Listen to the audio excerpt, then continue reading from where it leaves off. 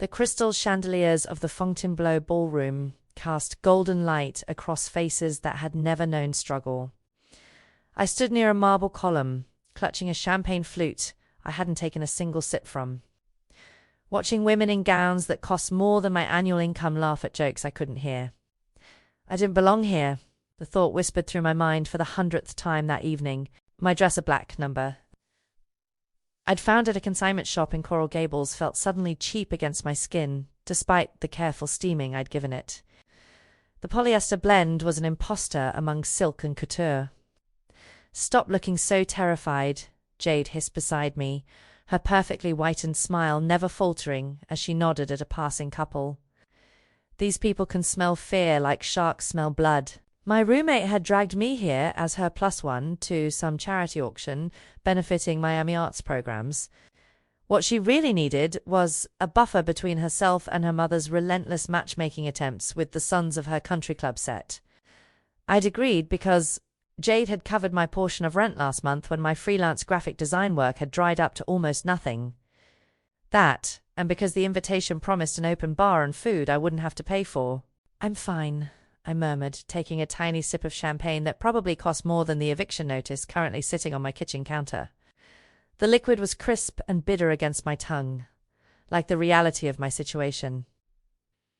3 months behind on rent, 2 maxed-out credit cards. 1 week, until my landlord made good on his threat to change the locks. "You're not fine.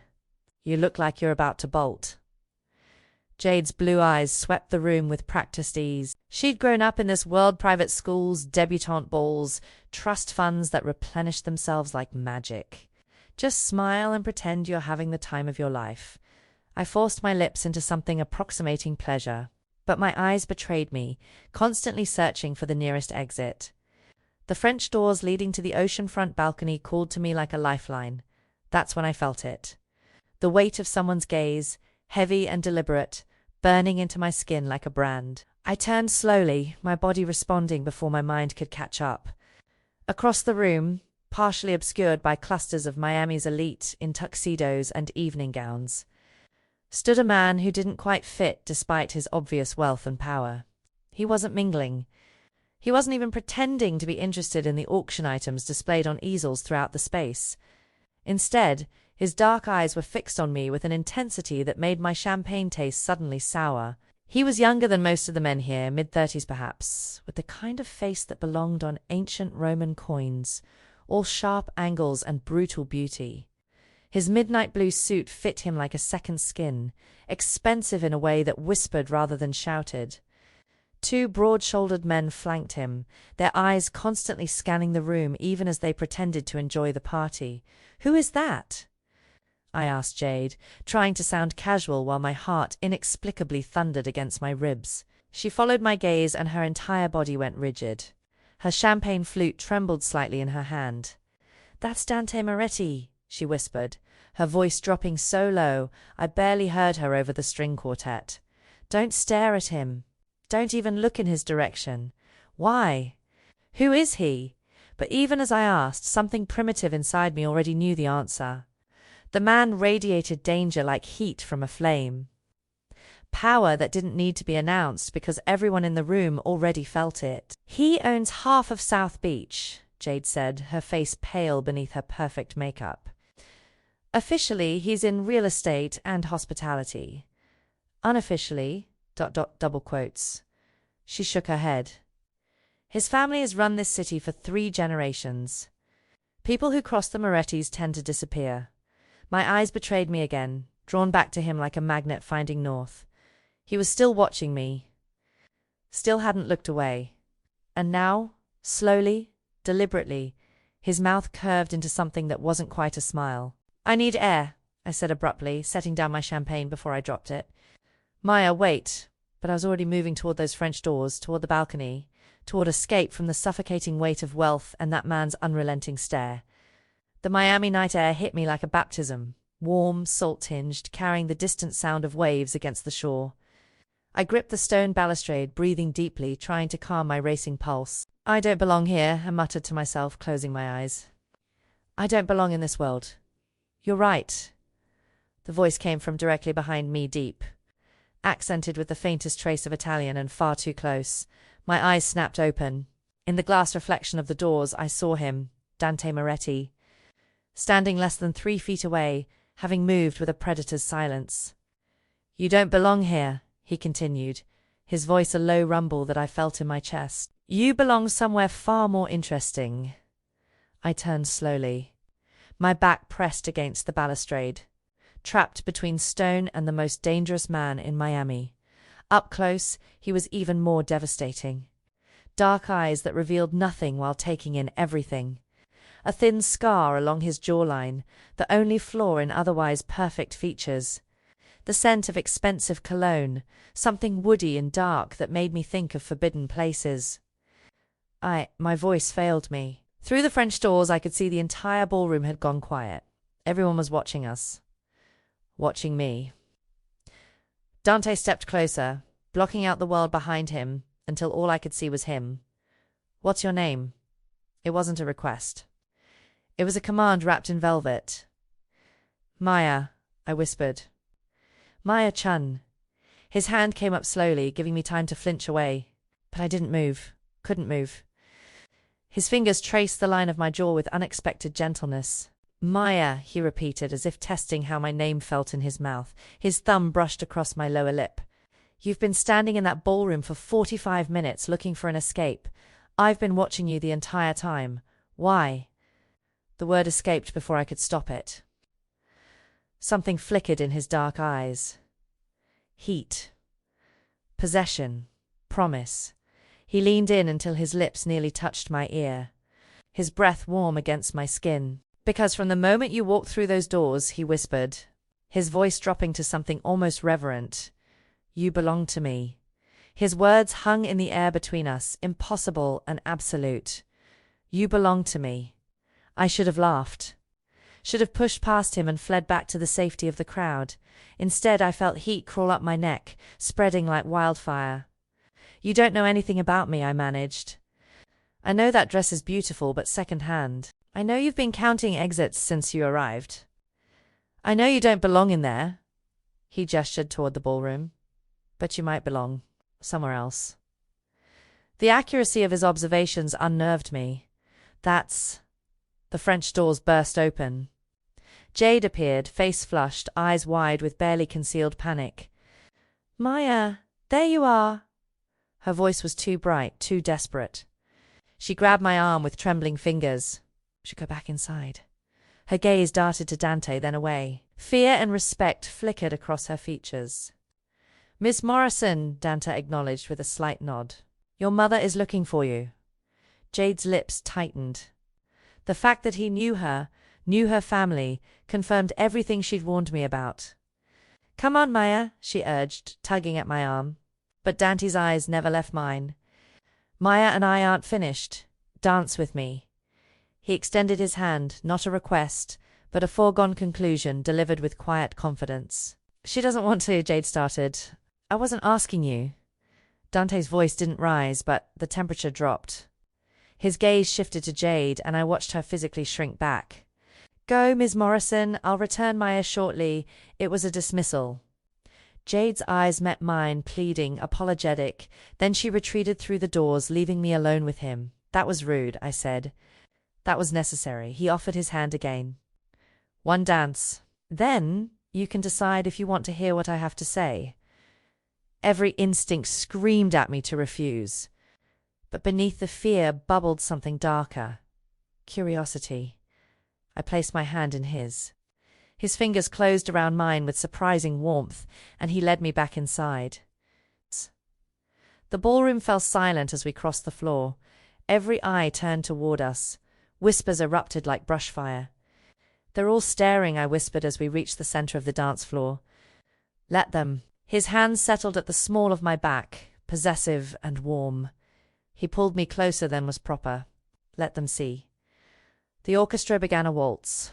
"I don't know this dance," I admitted. "You don't need to. Just follow." His breath stirred my hair. "I'll take care of everything." And he did. For someone with his reputation for violence, he moved with unexpected grace. He guided me effortlessly, as if we'd danced together 1,000 times. I was acutely aware of every point where our bodies touched, his hand on my back, the brush of his thigh against mine, the scent of expensive cologne and something darker underneath. "Why me?" asked, needing to understand. "There are dozens of women here who actually belong in your world." His dark eyes locked onto mine. "I don't want someone who belongs. I want someone real. You don't know if I'm real. Then tell me." It was a command. "Why are you really here tonight?" The truth rose before I could stop it. Maybe it was the wine. Maybe the surreal quality of this moment. Maybe I was just tired of pretending. My roommate needed a +1.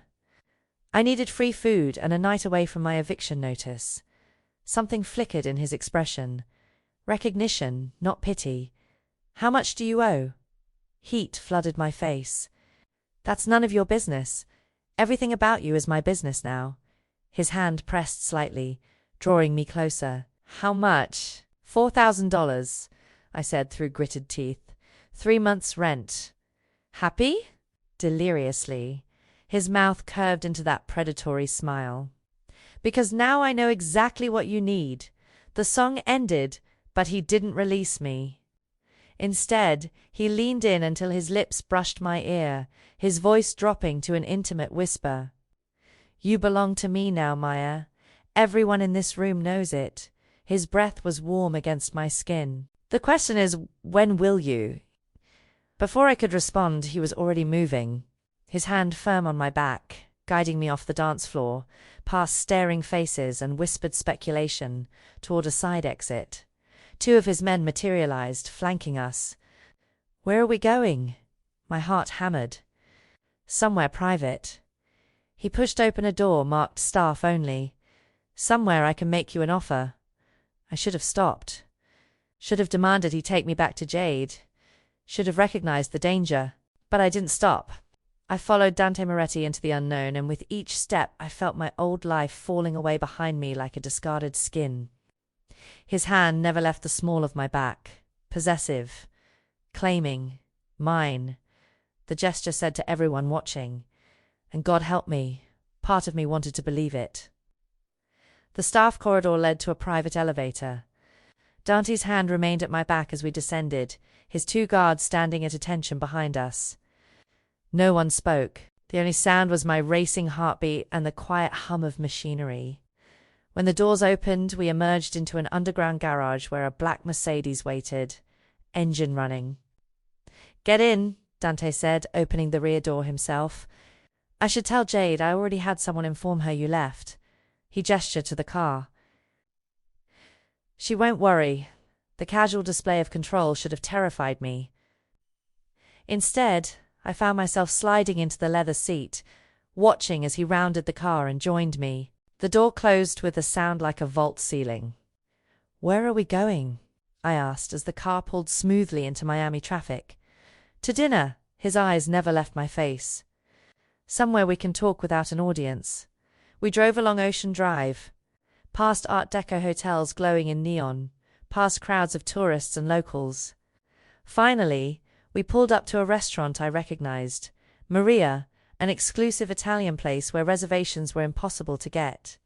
Except the restaurant was dark, closed. Dante helped me from the car and guided me to the entrance. A man in a suit appeared immediately, unlocking the door with a slight bow. "Mr. Moretti." "Everything is prepared." Inside, the restaurant was empty except for 1 table set for 2 near floor-to-ceiling windows overlooking the Atlantic. Candles flickered. Wine was already breathing. The scene was impossibly intimate. "You closed an entire restaurant?" I asked as he pulled out my chair. "I own it." He sat across from me, his expression unreadable. "I own most of the restaurants in South Beach." A server appeared with appetizers burrata that melted on my tongue. Prosciutto so delicate it dissolved like silk. Then Chilean sea bass with a wine sauce that probably cost more than my monthly rent. "You said you'd tell me who you are," I said after my second glass of wine had loosened my tongue. "So tell me." Dante leaned back, studying me. "What did your friend say about me?" "That your family runs this city. That people who cross you disappear." "She's not wrong." He took a sip of wine. My grandfather came from Sicily in 1952 with nothing. He built an empire: port, real estate, imports. When he died, my father expanded it. Hotels, restaurants, construction. He paused. And other interests that exist in the shadows. Other interests, I repeated carefully. I control the ports, Maya, which means I control what comes in and what goes out. I control protection for businesses that need it. I control territory that other organizations would like to take. His eyes held mine. I'm not a good man. I've done things that would horrify you. I've made decisions that cost lives. The brutal honesty stole my breath. Most men would have lied, softened the truth. Not Dante. Why tell me this? I asked. Because I want you to understand what you're walking into. He leaned forward. I saw you tonight, Maya, alone in a room full of wealth, drowning in problems no one there would understand. And I decided I wanted you. You can't just decide, I can. I did. His voice was absolute. The question is what you want. The wine had made me bold. I want to not worry about rent. I want to use my design degree for something other than rejection letters. I want to stop feeling invisible. Move in with me. It wasn't a question. Tonight. I laughed. I don't even know you. You know enough. He reached into his jacket, withdrawing his phone. He pulled up a photo and turned it toward me. My apartment building. Taken today, judging by the light.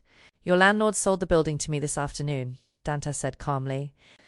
You're not being evicted anymore, Maya, because I own it now. The wine glass trembled in my hand. You bought my building?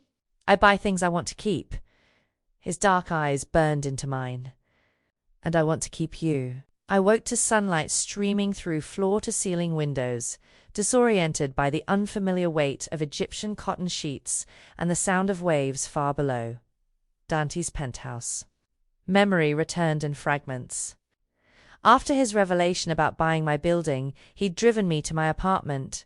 Our apartment now, technically, where I'd packed a bag in stunned silence. His guards had carried my belongings. I'd followed him here like a woman in a dream, or a nightmare. I wasn't sure which yet. The bed beside me was empty, but still warm. On the pillow where Dante had slept lay a note in bold, slashing handwriting. Business calls. Make yourself at home. Alina will help with anything you need. Beneath it sat a black credit card with my name embossed in silver. I picked it up with trembling fingers, turning it over. No credit limit printed. Just my name and Dante's bank. The bedroom door opened. A woman in her 40s entered, sharply dressed in a charcoal suit, her dark hair pulled into a sleek bun. Good morning, Miss Chun. I'm Elena Vargas, Mr. Moretti's assistant. Her smile was professional, but not unkind. He asked me to ensure you have everything you need. I clutched the sheet higher. Where is he? Business meeting. He'll return this evening. She moved to the closet, opening double doors to reveal a space larger than my old bedroom. He had clothes delivered. Everything should fit, but if anything needs adjustment, let me know. I followed her gaze. Designer labels I recognized from magazines filled the racks. Dresses, slacks, casual wear, all in my size, all with tags still attached. How did he know my size? Eleanor's expression didn't change. Mr. Moretti is thorough. That was one word for it. After Alina left me to shower in a bathroom with marble everything and a rainfall shower that felt like heaven, I dressed in jeans and a silk blouse that probably cost more than my entire wardrobe back home. My old wardrobe. Everything felt temporary now, borrowed. The penthouse was stunning, modern and minimalist with touches of warmth. Art on the walls, books on shelves, a kitchen that could have been in a magazine. Through the windows, Biscayne Bay sparkled in the morning sun. I found Elena in an office working on a laptop. I need to go back to my apartment, I said. Get some of my things. My laptop, my design files already retrieved. She gestured to the corner where my laptop bag sat. Everything from your desk and your personal items. The efficiency was suffocating. I'd like to go out. Maybe get coffee, walk around, of course. Martinez and Gomez will accompany you. She said it as if it were perfectly normal. For your safety. I don't need bodyguards to get coffee. Elena's expression softened slightly. Miss Chun, you're under Mr. Moretti's protection now. That means certain ... precautions. His enemies would see you as leverage. The word enemies hung in the air like a threat. I walked to the elevator, needing to test the boundaries of my gilded prison. When the doors opened, 2 men in dark suits stood waiting. Young, professional, armed eye, could see the bulge of shoulder holsters beneath their jackets. Miss Chun, the taller one, nodded. I'm Martinez. This is Gomez. Mr. Moretti asked us to accompany you today. I just want to go downstairs. Of course. We'll stay back, give you space. But they wouldn't let me go alone, that was clear. I stepped back into the penthouse, and the elevator doors closed with a soft chime that sounded like a lock engaging. Elena appeared in the doorway. He protects what's his, Miss Chun. It's not personal, isn't it? I turned to face her. He bought my building, moved me in here, assigned guards. When exactly do I get a choice in any of this? You got a choice last night. Her voice was gentle but firm. When you got in the car, when you packed your bag, when you followed him here. She paused. The question is whether you'll choose to stay. That evening, Dante returned carrying takeout bags and a bottle of wine. He found me on the balcony, staring at the city lights. You're angry, he observed, setting everything on the outdoor table. You had me followed all day. By armed men, I had you protected. There's a difference. He opened the wine with practiced ease. My world has rules, Maya. One of them is that what's mine stays safe. I'm not a possession. No. He poured 2 glasses, offering one to me. You're far more valuable than that. Inside the penthouse, I could see Martinez through the window, speaking into a radio. Armed men patrolling while we ate takeout, and pretended this was normal. Am I a prisoner? I asked quietly. Dante set down his glass and moved closer, his hand cupping my face with unexpected tenderness. You're protected, cherished, claimed.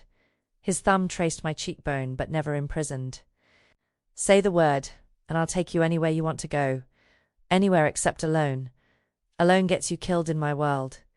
His eyes held mine. And I won't allow that. 3 days in the penthouse felt like 3 weeks. Beautiful, suffocating weeks. I woke on the 4th morning to find Dante already gone again. Another note, another apology. Another day with Elena and the guards and the gilded cage of luxury I hadn't asked for. I'd had enough. When he returned that evening, I was waiting in the living room, my laptop open with job listings I couldn't apply to because every address search brought me back here, to this penthouse, to his world. We need to talk, I said before he could kiss me, before his presence could scramble my thoughts the way it always did. He set down his briefcase, his expression carefully neutral. I'm listening. This isn't working. You're buying my building, moving me in here, the guards, the credit card. I gestured around us. It's too much, too fast, too controlling. I'm keeping you safe. You're keeping me captive. I stood, needing the height, even though he still towered over me. I can't leave without guards. I can't work because you've solved all my financial problems without asking. I can't even order my own coffee without Martinez hovering 3 feet away. Something flickered in his dark eyes. Not anger, something more like understanding. What do you want, Maya? The question caught me off guard. I'd expected resistance, argument, that iron control he wielded so effortlessly. I want a choice, I said finally. I want to know I'm here because I choose to be, not because you've built a perfect prison I can't escape. He was quiet for a long moment, studying me. Then he moved to the bar, poured 2 glasses of whiskey, and handed me one. 1 month, he said. Stay for 30 days. Let me show you who I really am, not just the darkness, but everything. If after that you want to leave, I'll set you up in any apartment you choose. 6 months rent paid, no guards, no contact. His jaw tightened. I'll disappear from your life completely. You'd really let me go? I don't keep people against their will. His voice was rough. But I need time to prove that this, he gestured between us, is worth the complications. I sipped the whiskey, feeling it burn down my throat. And if I stay after the month? Then you stay knowing exactly what you're choosing. The good and the bad, the danger and the protection. Me. He set down his glass. Come with me. I want to show you something. He led me down a hallway I hadn't explored to a door that required both a key and a code. Inside was a room that took my breath away. An art studio. Canvases everywhere, some finished, most not. Paintings of Miami sunsets, ocean scenes, abstract explosions of color. Brushes in jars, paint tubes scattered across tables, drop cloths covering the floor. My mother's studio, Dante said quietly, his voice holding an emotion I'd never heard before. She died when I was 16. Cancer. I've kept everything exactly as she left it. I moved through the space, seeing the woman through her art. Bold, passionate, unafraid of color or emotion. She painted every day, he continued. Even when the chemo made her weak, she'd come here. She said art was how she made sense of the chaos. He picked up a half-finished canvas, a woman's silhouette against a stormy sky. This was her last piece. I understood what he was showing me. His vulnerability, his humanity beneath the dangerous exterior. She would have liked you, he said, setting the canvas down carefully. She always said I needed someone who wouldn't be afraid to challenge me. I'm terrified of you, I admitted. Good. Fear keeps you smart. He moved closer, his hand finding mine. But you challenged me anyway. That's the difference. 30 days, I said, making my decision. I'll stay for 30 days. Relief flooded his features. He pulled me close, his forehead resting against mine. Thank you, he whispered. That night, I woke to an empty bed again. I found Dante in his study, speaking rapid Italian into his phone. His voice hard and cold, the voice of the man who controlled an empire.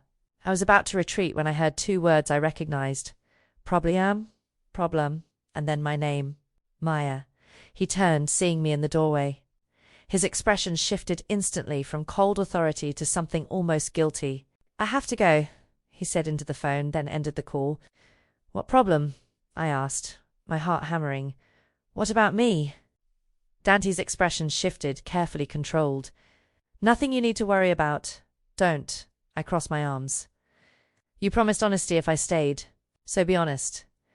He exhaled slowly, running a hand through his dark hair.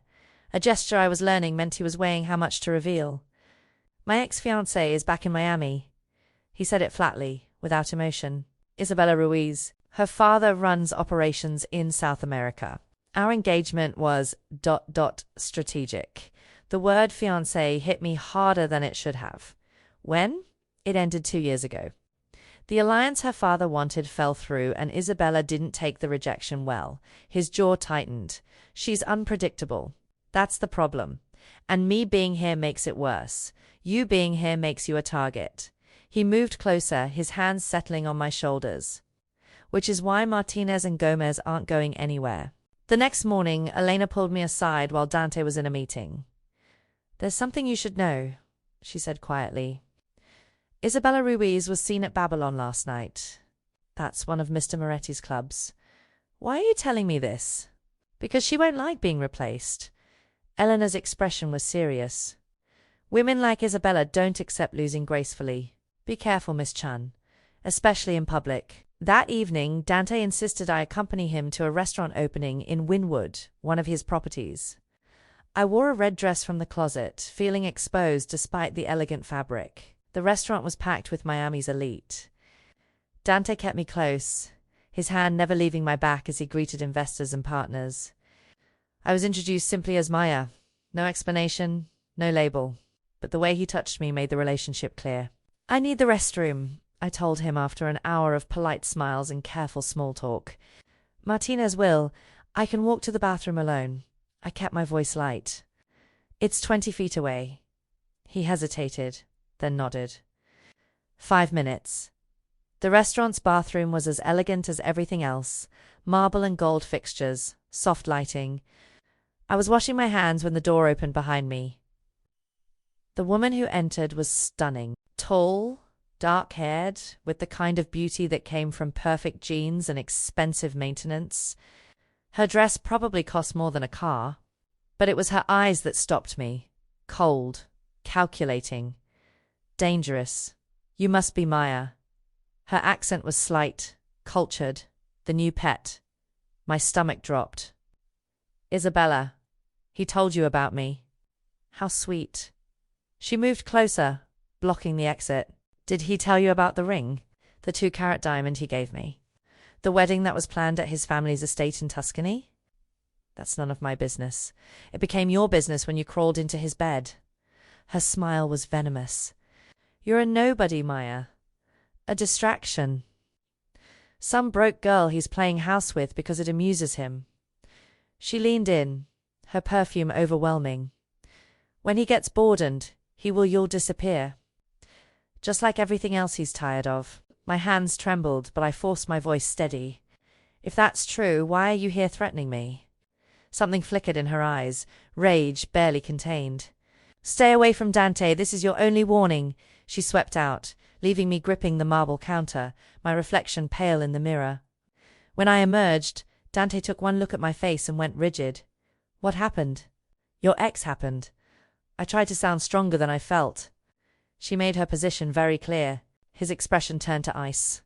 He pulled out his phone, typed something, then took my hand. We're leaving. Outside, Martinez was already pulling the car around. As we drove away, I noticed a black SUV pulling out behind us, keeping pace. Dante? I see it. His jaw was tight as he made a call, speaking one word in Italian. Occupacine. Handle it.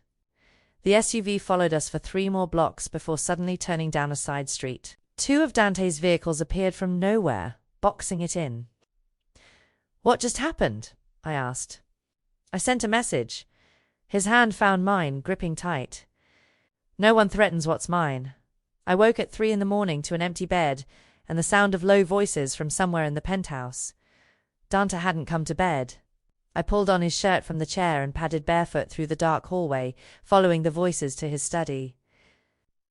The door was slightly ajar, light spilling through the crack. Contained, Martinez was saying. The Ruiz brothers won't be a problem anymore. And Isabella. Dante's voice was cold, unrecognizable. On a plane to Bogota, her father's orders. He wasn't pleased about the incident. I pushed the door open. Dante sat behind his desk, still in his suit pants and dress shirt, but the shirt was splattered with blood. His knuckles were split and bruised, his jaw tight with barely contained violence. 3 of his men stood around the desk, including Martinez, all wearing similar expressions of grim satisfaction. They fell silent when they saw me. Out, Dante said without looking away from me. His men filed past, Martinez pausing to close the door behind them with a soft click. We stared at each other across the study. He didn't move, didn't try to hide the blood or explain it away. Isabella's brothers tried to send a message tonight, he said finally, his voice carefully controlled. They hit one of my warehouses. Set fire to a shipment worth $500,000. So I sent a message back. He stood slowly, and I saw the careful way he moved. Bruised ribs, maybe worse. They're alive, barely, but they won't forget what happens when someone threatens what's mine. The clinical way he described violence made my stomach turn. This wasn't the man who'd shown me his mother's art studio. This was the other side of Dante Moretti, the side that built empires on fear and blood. Did you kill anyone tonight? The question came out steadier than I felt. Not personally. His eyes held mine, unflinching. But I gave orders that will result in deaths. Yes. The Ruiz organization needs to understand the cost of crossing me. I should have run. Every cell in my body screamed to leave, to get as far from this man and his world as possible. Instead, I crossed to the bar cart, found the first aid kit I'd noticed days ago, and set it on his desk. Sit down, I said quietly. Maya, sit down. He obeyed, sinking into the desk chair with a slight wince.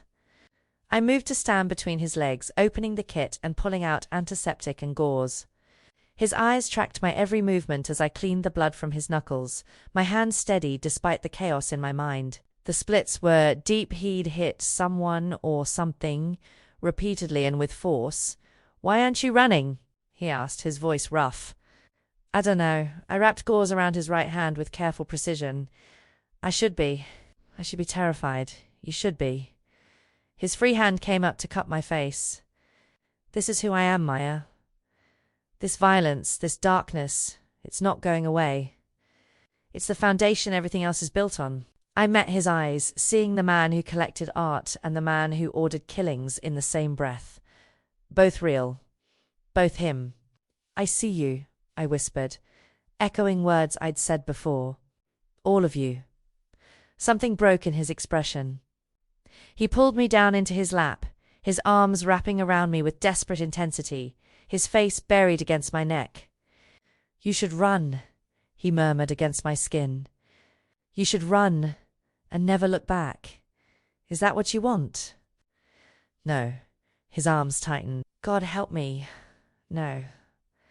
I held him in the darkness of his study, surrounded by the evidence of his violence, and made my choice, not despite who he was, because of it. All of it. "Come to bed," I said finally. "Let me take care of the rest." In the bedroom, I cleaned the blood from his ribs, where someone had gotten a hit in, wrapped his bruised knuckles properly, and sat beside him as exhaustion finally claimed him. Just before sleep took him, he caught my hand. "Thank you," he whispered. "For staying," I didn't answer. Didn't promise anything beyond this moment, but I didn't leave either. And we both knew what that meant. 30 days arrived like a deadline I'd been both anticipating and dreading. Dante didn't mention it. He left for a meeting that morning with his usual kiss, his usual note, his usual promise to return for dinner. As if this weren't the day that would determine everything, but I felt the weight of it in every moment. My phone rang while I was on the balcony, staring at the ocean. Jade's name flashed across the screen, the first time she'd called since the gala. "Maya, thank God." Her voice was strained. "Are you okay? I've been so worried." "I'm fine, Jade. Fine. You disappeared with Dante Moretti a month ago. I had to hear from my mother that you're living with him." She paused. "Please tell me you know what you're doing." Did I? I wasn't sure anymore. "He's not what you think," I said, though I wasn't certain who I was defending him or my choice to stay. "He's exactly what I think. Dangerous. Controlling. A criminal, Maya." Her voice softened. "Come home. Come back to normal life. I'll help you find work. A new apartment. He bought my building." "Jade, there is no going back to normal." The silence stretched between us like a chasm. "Then you're already lost," she whispered, and ended the call. I stood there, phone in hand, as her words echoed. Already lost. "Miss Chun?" Elena appeared in the doorway. "I thought you should know the design firms that have been reaching out to you. Mr. Moretti made those connections. He showed your portfolio to contacts in the industry, told them you were available for freelance work." My breath caught. "He what? He never told you?" Elena's expression was knowing. "He's been quietly supporting your career for weeks. No money changed hands, no pressure, just ... Opening doors you couldn't open yourself." After she left, I opened my laptop and looked at the inquiries I'd received. 3 serious clients, all legitimate. All offering exactly the kind of work I'd dreamed of. He'd given me back my independence without me even knowing. That evening, when Dante returned, I was waiting on the balcony where this had all begun a month ago. He stood in the doorway watching me, waiting. "It's been 30 days, I said without turning. "I know." His voice was carefully neutral, but I heard the tension underneath. "Jade called. Told me to come home, to leave you." I finally faced him. "She thinks I'm already lost." Something flickered across his features. Pain quickly controlled. "Are you?" he asked quietly. "Lost?" I thought about the past month. The violence and the tenderness. The control and the freedom. The darkness and the unexpected light. "I don't know," I admitted. "But I know I'm not leaving." His entire body seemed to exhale. "But I need something from you," I continued, stepping closer. "Real partnership, not just protection. not just providing for me. I need honesty always, even when it's ugly. I need to keep building my career, my own identity, and I need to know that you see me as an equal, not just something precious to keep safe. He crossed the space between us in 2 strides, his hands framing my face. You have my word. All of it. His forehead pressed against mine. Partnership. Honesty. Equality. Whatever you need to stay. I'm staying because I choose to, I said firmly. Not because you've trapped me. Not because I need you. Because I want this. Want you. All of it. He kissed me then, deep and desperate, like a man who'd been holding his breath for 30 days and could finally breathe again. Later, in his study, he opened a safe I'd never seen before.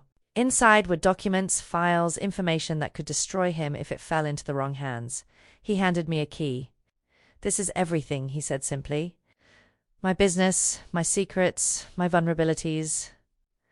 You hold my life now, Maya. Literally. I took the key, feeling its weight, both physical and symbolic. Then I guess we hold each other's lives, I whispered. Together, he said, the word of vow. Together. The explosion happened at 2 a.m. I woke to Dante already on his phone, pacing the bedroom in just his pants, his voice rapid-fire Italian. The look on his face made my blood run cold. What happened? I asked as he ended the call. Babylon. Someone planted a bomb in the VIP section. His jaw was tight. 3 people injured. 1 critical. Isabella's family. It had to be. I'm going to the hospital, he said, already pulling on a shirt. Stay here. Martinez and Gomez are outside. I'm coming with you. Maya, you said partnership. That means I don't sit in a cage while your world burns. I was already out of bed, grabbing clothes. I'm coming. Something shifted in his expression, surprise. Maybe respect, but he didn't argue further. The hospital was controlled chaos. Dante's people filled the waiting room, their faces grim. Elena was coordinating with doctors.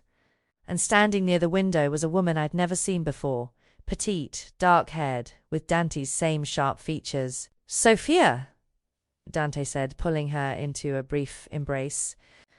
You didn't need to come. Yes, I did. Her eyes were fierce, despite her small frame. She turned to me, assessing. You must be Maya. I'm Sophia Moretti, Dante's sister. I run the boring side of the business. The legal side, Dante corrected. Same thing. Sophia's smile was brief. Though tonight proved nothing stays legal for long in this family. Over the next hours, I saw a different side of Dante's operation. Men came and went, reporting in low voices. Sophia handled the presser gas leak. Tragic accident, investigation ongoing. Alina coordinated hospital care and payments to ensure silence. And Dante made decisions with cold precision. Locations to fortify, shipments to move, people to protect. The Ruiz family is pushing, Martinez reported. Testing boundaries, seeing how far they can go, then we push back harder. Dante's voice was ice. I want every entry point locked down. No one moves product through my ports without explicit approval. And find out who planted that bomb. I watched him transform into the man Jade had warned me about, ruthless. Calculating, dangerous. The warmth I'd come to know vanished beneath layers of cold authority. It was 3 days before we returned to the penthouse for more than a few hours' sleep. 3 days of hospital visits, strategy meetings, and watching Dante retreat further into the armor of his position. You're pulling away, I said on the 4th night, finding him on the balcony with whiskey and silence. I'm protecting you. By shutting me out? I moved beside him. That's not how this works. This is war, Maya. He didn't look at me. The Ruiz family wants blood. They want territory. They want to prove they can challenge me. His grip tightened on the glass. People die in wars. Sometimes people I care about. So you're pushing me away preemptively? I'm being realistic. He finally met my eyes and I saw the exhaustion there, the weight of leading an empire under siege. You didn't sign up for this. I signed up for you. All of you. I took the whiskey from his hand, set it down, and forced him to face me. That includes the wars. Sophia appeared in the doorway. Dante, we have a problem. The Colombians are moving product through alternate routes. We're losing revenue daily. I'll handle it. We need to evacuate non-essential personnel, she continued, her eyes flicking to me meaningfully. Get them somewhere safe until this is resolved. Good idea. Dante's expression shifted to determination. Maya, pack a bag. I'm sending you to our property in the Keys. Martinez will? No. He blinked. This isn't negotiable. Yes, it is. I crossed my arms. You promised me partnership, Dante. That means I don't run when things get hard. That means I stay and face this with you. Maya, this isn't some romantic gesture. I know exactly what it is. It's your world. Your war. Your life. I stepped closer, my voice firm. And I chose it. I chose you. So I'm staying and we face this together. Or you send me away and prove Isabella was right, that I was just a distraction you discard when things get real. The challenge hung between us. Sophia watched from the doorway, a small smile playing at her lips. Finally Dante exhaled slowly. You're impossibly stubborn. I learnt from the best. I took his hand. Together, remember? Together, he echoed, pulling me close. Even in war, the war ended not with violence but with leverage. It was Sophia who found it, buried in financial records, a paper trail connecting the Ruiz family's Colombian operations to 3 U.S. senators and a federal investigation that was one whistleblower away from destroying everything they'd built. We offer them a choice, Sophia explained at the strategy meeting I now attended as a matter of course. Back down completely, or we hand this to the DEA and watch their empire crumble. Dante studied the documents. I'd helped organize information from his safe, connections I'd mapped out using my design skills to create visual timelines that made the corruption obvious. Send it to Ruiz Sr., he said finally. Let him understand the cost of continued conflict. 2 days later, Isabella was on a plane to Bogotá, her brothers recalled, and a terse message arrived acknowledging the truce. The Ruiz family would stay in South America. Dante's territory remained untouched. Peace bought with information instead of blood.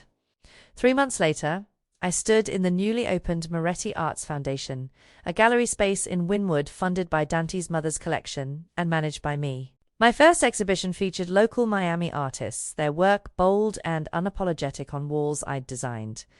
You've done something remarkable here, Sophia said, appearing beside me with champagne. Dante's mother would have loved this. I hope so.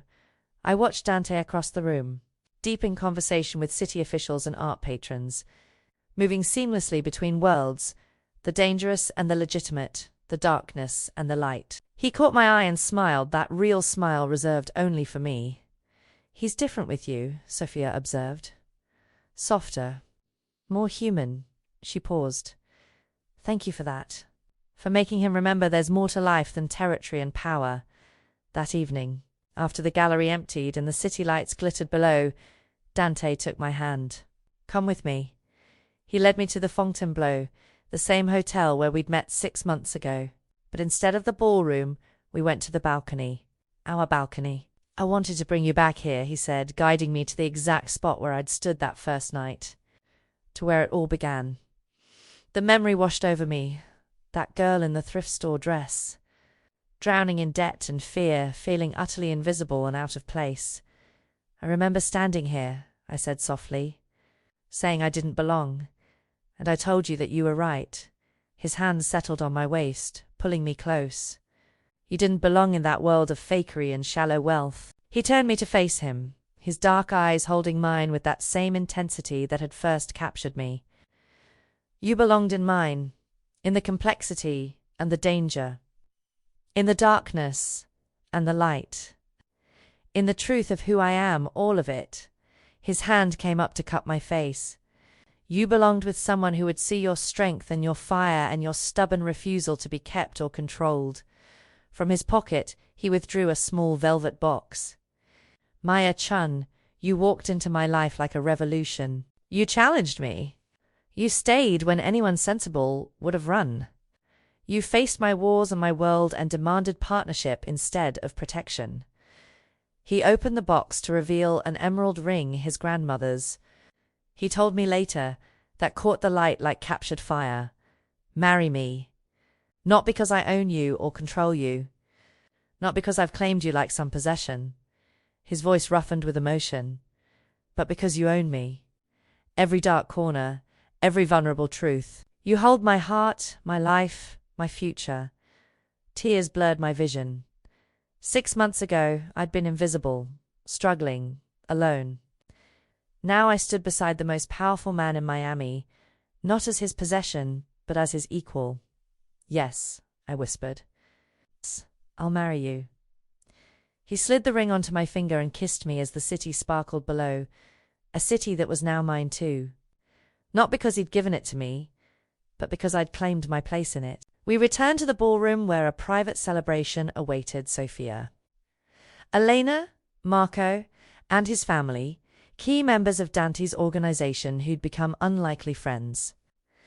Later, standing in Dante's arms as we danced to the same waltz from that first night, I caught our reflection in the ballroom windows.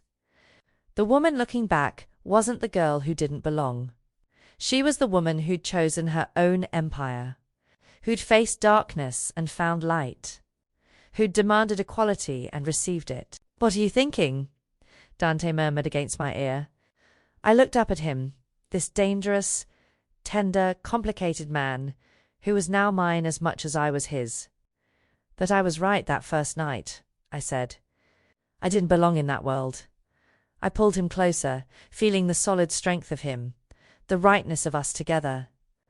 "I belonged here, with you, in the life we built together." His arms tightened around me, his smile brilliant and unguarded. "Together," he agreed, the word a promise and a truth. "Always together."